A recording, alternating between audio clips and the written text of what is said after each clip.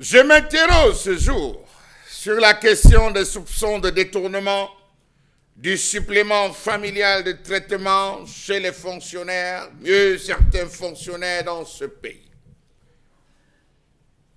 Comment comprendre la stupéfaction à laquelle se retrouvent les fonctionnaires camerounais depuis le début du mois de juillet? Nous sommes en août aujourd'hui. Certainement, on attendra voir ce qu'il va être fait au niveau du récapitulatif pour ceux des fonctionnaires qui prennent souvent la peine d'exiger cela. Comment comprendre qu'après avoir consulté pour certains fonctionnaires, notamment des enseignants, le récapitulatif des salaires depuis 7 mois, les fonctionnaires ont été surpris de constater qu'une rubrique a littéralement disparu sur le bulletin de paie. Il apparaît dans ce document que pour le mois de juillet, la colonne 7, ligne 9, notamment supplément familial, a été supprimée sans aucun contraire à celui qui l'attribue aux fonctionnaires. Ça a été littéralement supprimé, la ligne était vide, il n'y avait rien. Pourtant, les 6 précédents mois, cette rubrique était littéralement bien remplie et bien fournie. Que se passe-t-il au ministère des Finances? Des cris ont été élevés, des cris se sont portés vers l'endroit où les requêtes ont été même adressées, et là, silence, motus, bouche cousue. C'est vrai que par la suite, il y a eu un rétablissement, il faut le reconnaître. Était-ce une erreur?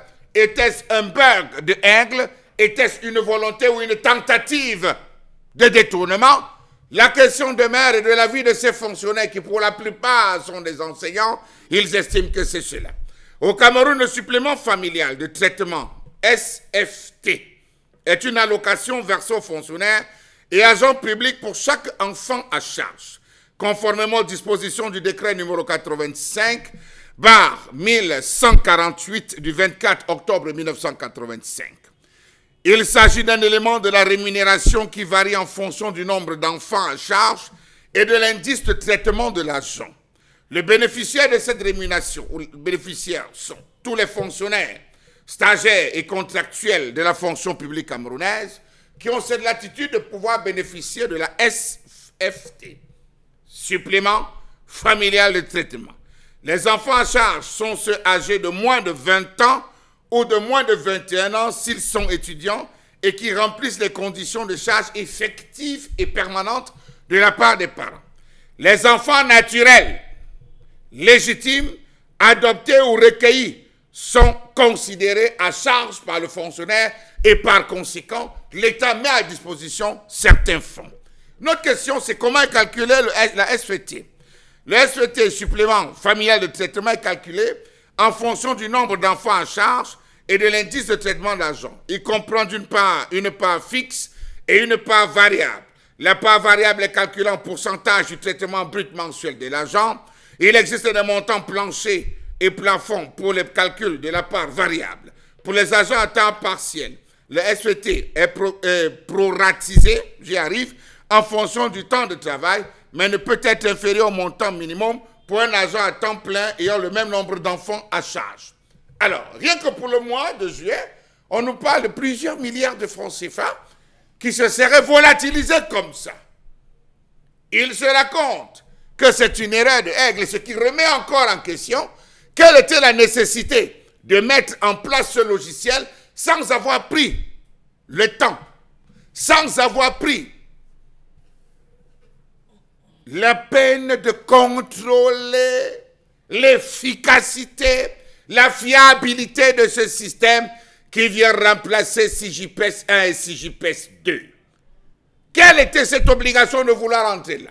Première initiative. Deuxième, on estime qu'ils ont cru que cela devait passer comme ça en perte et profit parce que, semblerait-il, c'est un groupuscule d'individus, on les reconnaît au chiffre de 30% pour toute action menée qu'ils perçoivent, qui s'étant rendu compte que tout semblait être perturbé, tout semblait vouloir revenir à la norme, ont créé encore cet autre réseau pour faire disparaître certaines rubriques, se disant que les fonctionnaires ne devaient pas être là. Finalement, que s'est-il passé au mois de juillet, monsieur le ministre?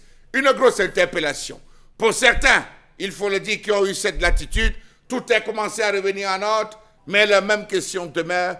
Qu'est-ce qui s'est passé véritablement pour que cela disparaisse. On se plaint de cet autre paramètre qui arrive parfois, des oublis, des manquements, des requêtes qu'il faut désormais faire depuis la mise en place de Aigle. C'est trop de requêtes que les fonctionnaires doivent faire. Pour quelle raison?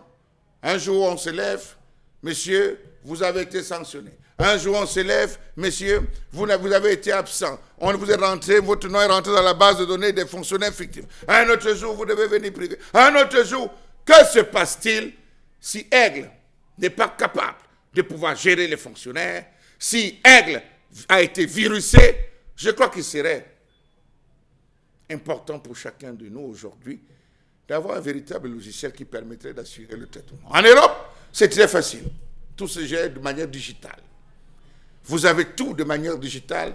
Vous pouvez faire les contestations de manière digitale et avoir aussitôt les résultats. Mais pourquoi arriver finalement au guichet de la banque et se rendre compte que ce mois-ci, on m'a coupé?